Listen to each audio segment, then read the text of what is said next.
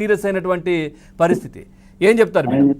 Right, Bhaskar గారు మ్యూట్లో పెట్టండి సార్, మీరు మ్యూట్లో పెట్టండి, మీరు మాట్లాడకండి ఎందుకంటే మీ వాయిస్ వస్తుంది. Right madam, continue. కరెంట్ పోతే హాట్స్పాట్ మ్యూట్లో పెట్టండి, మీరు మ్యూట్లో పెట్టి అవన్నీ చేసుకోండి. మణి గారు ప్లీజ్ మాట్లాడండి మేడం. పవన్ గారు నమస్కారం. ముందు మీకు, తర్వాత ప్యానెల్లో ఉండే పెద్దలందరికీ కూడా నమస్కారాలు. మీరు అన్నట్టుగా 1 year అయింది కదా అంటున్నారు. మీరు 1 year అయ్యి బాగా చేశారు కాబట్టి జగన్మోహన్ రెడ్డి ఏం చేయాలో తెలియక ఇప్పుడు ఈ విధంగా చేస్తున్నారు.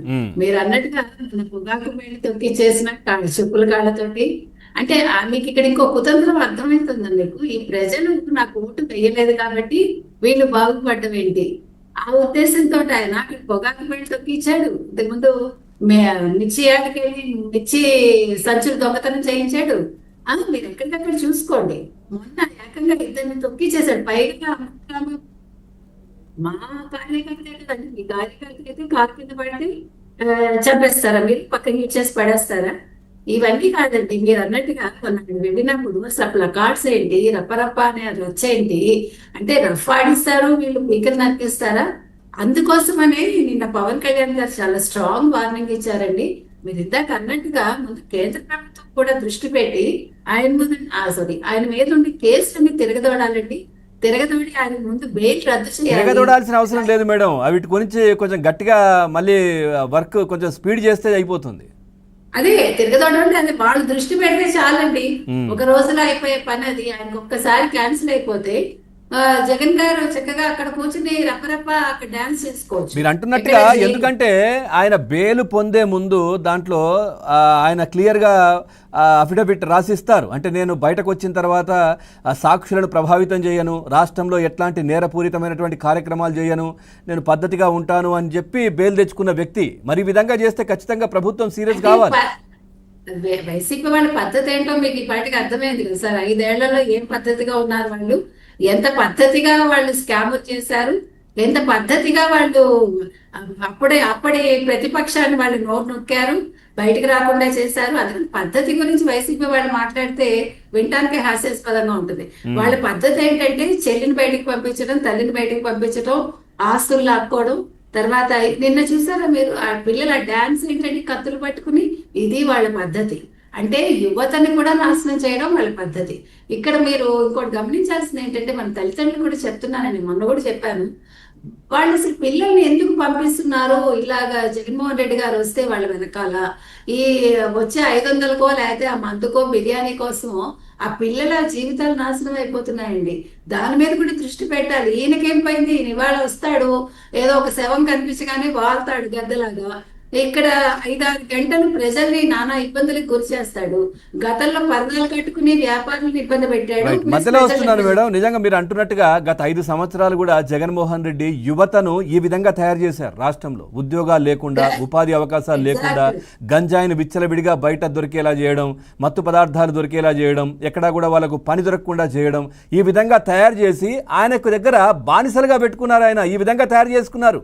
ఆయన చెప్పినట్టు వినడం, చంపమంటే చంపడం, ఈ విధంగా తొక్కేస్తాము, నరికేస్తాము, ఈ విధమైనటువంటి మెంటాలిటీని యువతలో, కొద్దిమంది యువతలో, అందరూ కాదు, కొద్ది మందిలో ఈ విధంగా ఆయన చుట్టూ పెట్టుకున్నారు. దీనికి కారణం ఏంటంటే మీరు అన్నట్టుగా ఇందాక గంజాయి ప్రదేశంగా మార్చారు. బళ్ళ మీద గంజాయి అమ్మేది వాళ్ళు, పళ్ళు పూలు అమ్మినట్టుగా పిల్లల్ని చాక్లెట్స్ ఇచ్చి గంజాయికి బానిసలు చేశారు. వాళ్ళు ఒక ట్రాన్స్ లో ఉండేలాగా చేసుకున్నారండి పిల్లల్ని, యువతని. దాని వల్ల ఏంటంటే వాళ్ళు జగన్మోహన్ రెడ్డి ఏం చెప్తే అది కీలుబొమ్మల్లాగా వాళ్ళు వ్యవహరిస్తున్నారు అనిపిస్తుంది. మీరు చెప్పినట్టుగా అందరూ కాదు, కొద్ది మంది. ఆ కొద్ది మందికి విముక్తి లభిస్తే అప్పుడు జగన్మోహన్ రెడ్డి ఈసారి ఎక్కడైనా శవయాత్రకు వెళ్ళినప్పుడు, లేకపోతే ఏమంటారు పరామర్శకు వెళ్ళినప్పుడు ఈ పిల్లలు వెనకాల వెళ్లకుండా ఉంటే, అంటే ఇప్పుడు ఇలా కత్తులు పట్టుకుని రప్పరప్ప నరుకుతామంటే ఏమన్నా అర్థం ఉందండి? వాళ్ళు ఏం చెప్పాలి, మేము రప్పరప్ప చదువుతాం అనాలి. అసలు రప్పరప్ప అనేది మంచి పాట అండి.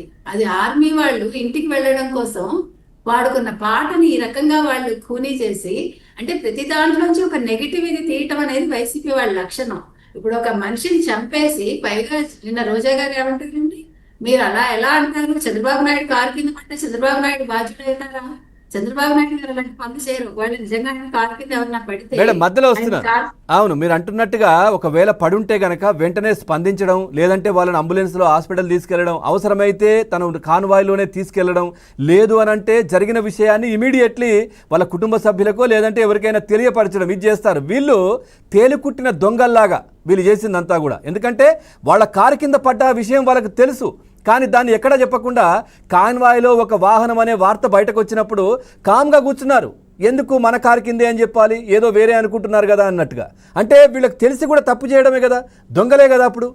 ఖచ్చితంగా తెలిసి ఒక మనిషి నిండు ప్రాణం తీశారు. ఇప్పుడు పక్కకు పడేశారండి, ఈడ్ చేశారు. పడేయడం కూడా కాదు, ఐఎమ్ సారీ, అవును ఈడ్ చేశాక అక్కడ చుట్టుపక్కల మనుషులే లేరు. మీరు గమనించండి, మనం చూసాము. అవును అంటే మరి ఇంతమంది వైసీపీ కార్యకర్తలు వచ్చారు, ఇంతమంది వైసీపీ అభిమానులు వచ్చారు అంటే నిజమైన అభిమానులా కాదా ఇక్కడే మీకు తేలిపోతుంది. వాళ్ళందరూ డబ్బిచ్చి తీసుకొచ్చారు కాబట్టి వాళ్ళు ఏ స్టేట్ లో ఉన్నారో కూడా మనకు తెలియదు. అలాంటి వాళ్ళు ఒక ప్రాణి అక్కడ కొట్టుకుంటూ ఉంటే వాళ్ళు పట్టించుకోలేదంటే ఇది వైఫల్యం ఎవరిదండి? జగన్మోహన్ రెడ్డి. అవును. అంటే నేనున్నాను, నేను విన్నాను, నేను కన్నాను అంటూ గతంలో ఏవో చెప్పాడు కదా ఆయన. అవును ఆయన ఉంటాడంతే, ఉండి చూస్తూ ఉంటాడు. ఆయన వింటాడు, అలా వింటూ ఉంటాడు అంతే. ఆయన ఏమి దాని మీద స్పందించాడు ఆయన.